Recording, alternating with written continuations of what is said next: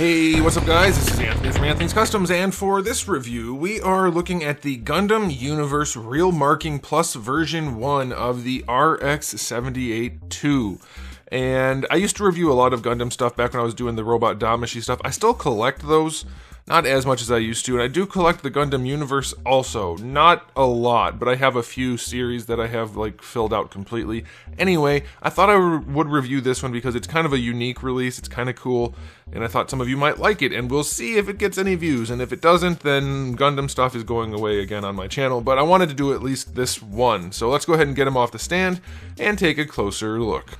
Alright, before we look at the figure, I do want to show you my package. I really like the package because the artwork is awesome. You do see enough of the figure, so I'm okay with that.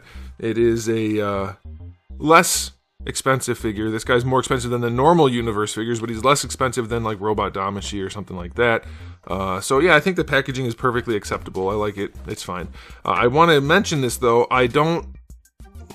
The figure doesn't look like this, and I don't mean like the battle damage and stuff, I mean the colors, and I get why. They're going for a specific look. I think they just went a little bit too pale. So I want to do the question of the day right now.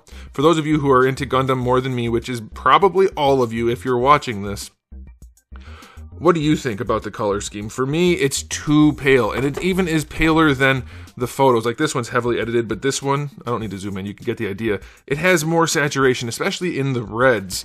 To me, these reds are way too light and way too yellow. They're basically a very pale salmon color, which to me is just way off, but maybe I'm wrong. See, even in here, they look like it's a shadowy image, but the reds are a little bit different.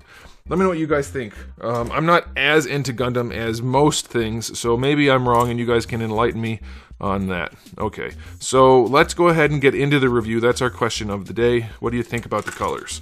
Alright, and then the other question of the day, which Gundam figures are you collecting? Do you only do Gunpla, which is the model kits for those of you who don't know?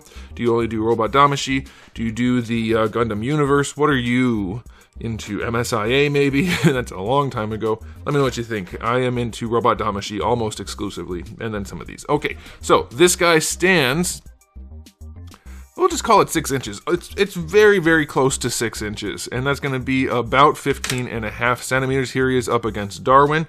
They are probably true to scale. I'm joking, of course. There are no Gundam figures that are even close to any scale that regular line action figures go with.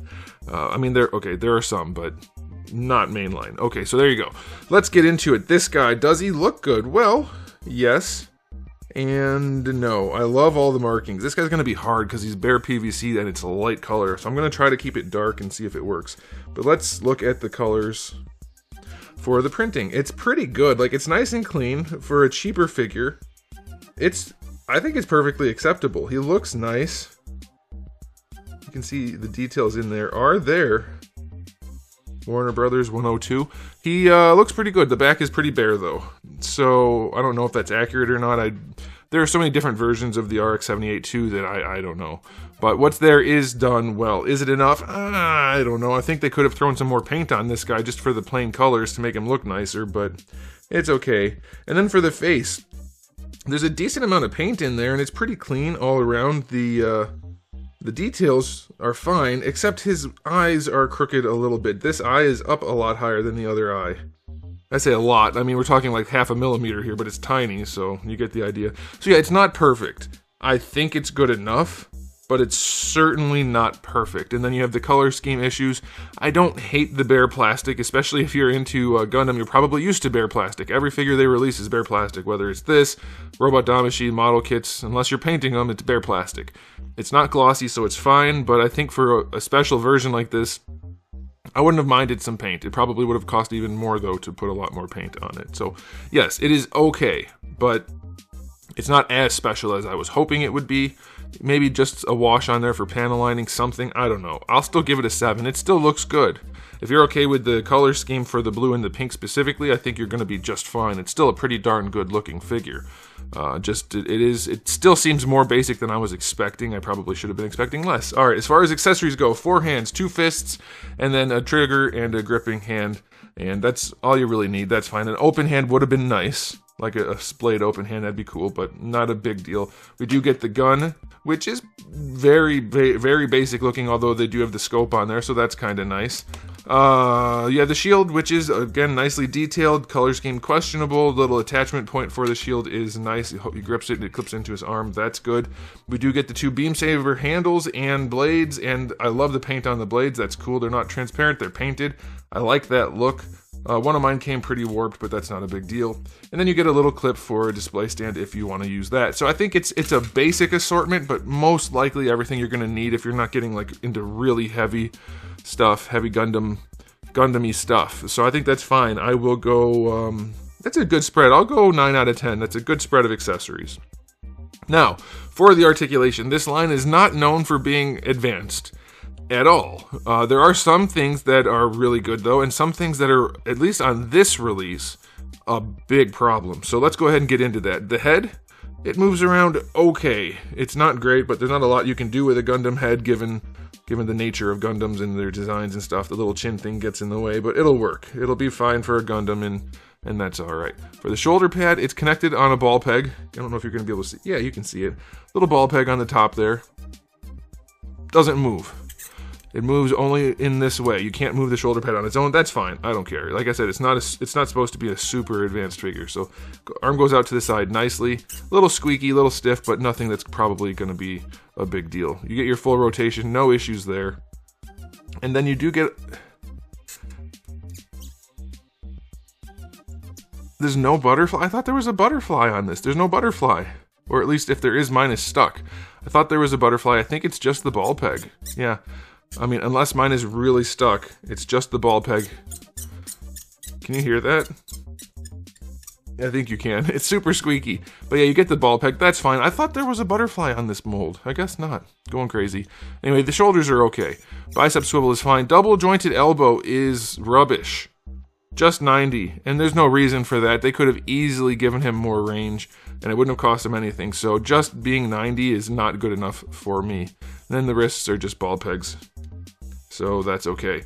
And then for the torso, it leans back a little bit. This thing gets in the way, but he does lean back, and he does lean forward. So there's some range, not a ton, but reasonable.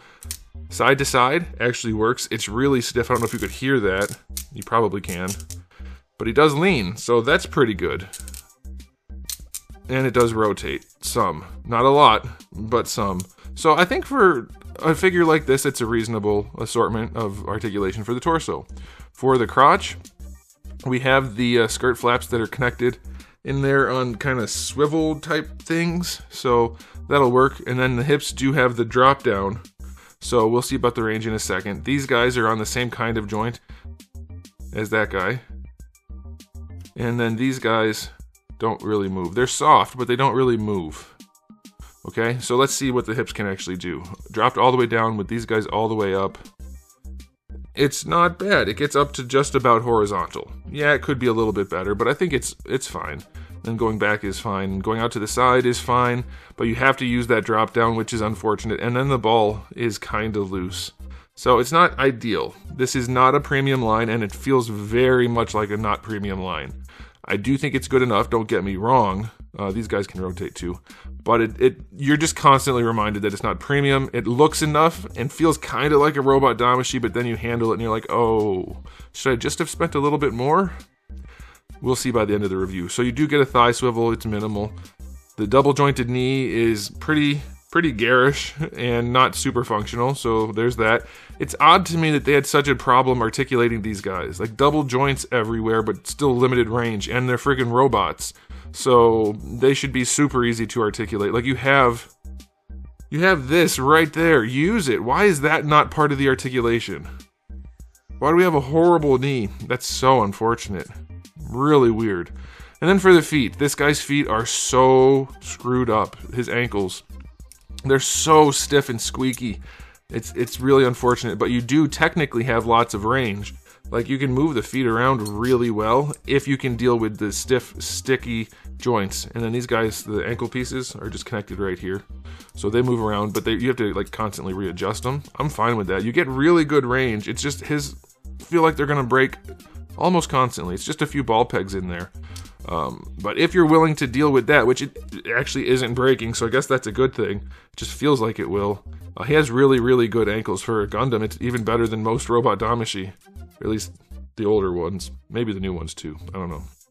But yeah, his ankles work. They're just so sticky. So be aware of that. All right. Okay, so that's the articulation. It's basic. It's really, really basic. In some places good, in some places not so good. I'll give it a 7. It's fine. And so now it's time for the final verdict. And what I just said is kind of true for the whole figure. It's fine. It's not going to impress you. It's not going to really disappoint you. I think for the price point, you're going to be like, yeah, it's fine. If you like the way it looks, go ahead and get it. If you don't like the way it looks, it's not going to win you over to the line. It's not an impressive figure. It is just good enough. So I'm going to give it an overall rating of 7. If you're big into Gundam stuff and you thought this looked good and you wanted this particular thing, go ahead and get it. You won't be disappointed. I'll put a link in the description below. If you want to get one, there's a link down there. But it's not a real replacement for Robot Damashi. It's a lower end substitute for Robot Damashi if you don't want to spend the money and don't care about the limitations. For me personally, it's kind of why I don't collect a lot of this line. I would just go Robot Damashi. I'd rather pay more and have a figure that's way more fun and comes with way more stuff. But that's just me. Let me know what you guys think about it in the comment section below. But that's it for me, so thanks for watching. If you enjoyed the video, give it a thumbs up. If you didn't, give it a thumbs down. And if you haven't subscribed, you should. I have new videos just about every single day, and thousands already on the channel. So make sure you come back for all of that. And in the meantime, keep collecting.